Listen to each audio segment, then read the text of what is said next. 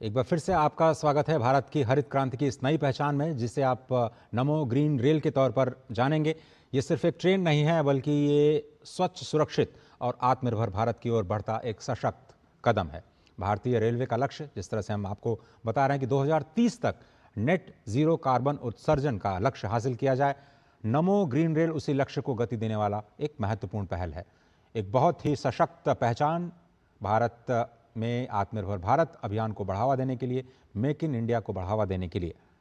2070 तक देश का लक्ष्य है नेट जीरो का, 2030 तक भारतीय रेलवेज का है लक्ष्य नेट जीरो होने का, यानी जितना प्रदूषण वो करते हैं उतना रिन्यूएबल्स वो खुद प्रोड्यूस करें। नेट जीरो उसी स्थिति को कहते हैं। स्वच्छ ऊर्जा, आधुनिक तकनीक और पर्यावरण संरक्षण, ये तीन स्तंभ हैं। इस पूरे समन्वय के साथ ये भविष्य के रेल परिवहन की नई दिशा दिखाई दे रही है, क्योंकि ये तकनीक भारत में विकसित की गई है, ये रेल के डिब्बे भारत में विकसित किए गए हैं और इस तकनीक को बनाने वाले इंजीनियर्स भी भारत के ही हैं। पूरी तरह से स्वदेशी और ऊर्जा दक्ष तकनीक, यानी जो एनर्जी एफिशिएंट टेक्नोलॉजी है उसका इस्तेमाल इसमें किया जा रहा है और ग्रीन हाइड्रोजन जैसे इनोवेशंस को प्रयोग करके प्रदूषण कम करने और ऊर्जा सुरक्षा को सुनिश्चित करने के लिए ये महत्वपूर्ण कदम। और आप देख रहे हैं प्रधानमंत्री नरेंद्र मोदी जिस मिशन को लेकर के आगे बढ़ रहे हैं, जिस ग्रीन मिशन पे उनका इतना बड़ा फोकस है कि वो बड़े इन्वेस्टमेंट लाना चाहते हैं। पूरी दुनिया में इस बात को बार बार कहते हैं कि भारत नेट जीरो की तरफ जा रहा है, आप हमारे साथ तकनीक, हमारे साथ फाइनेंस शेयर करिए। और निवेशकों का आह्वान करते हैं भारत के ग्रीन हाइड्रोजन और ग्रीन मोबिलिटी में इन्वेस्ट करने के लिए, जहां भी वो जाते हैं। आज एक बार देश को यह कहने का मौका मिल गया है कि भारत स्वयं से उस तकनीक को डेवलप कर सकता है जो उसकी ऊर्जा आत्मनिर्भरता की दिशा में एक बहुत ही महत्वपूर्ण कदम है। और भारत यह भी चाहता है कि वो अपने समकक्ष या जो विकासशील देश हैं उनकी भी मदद करे।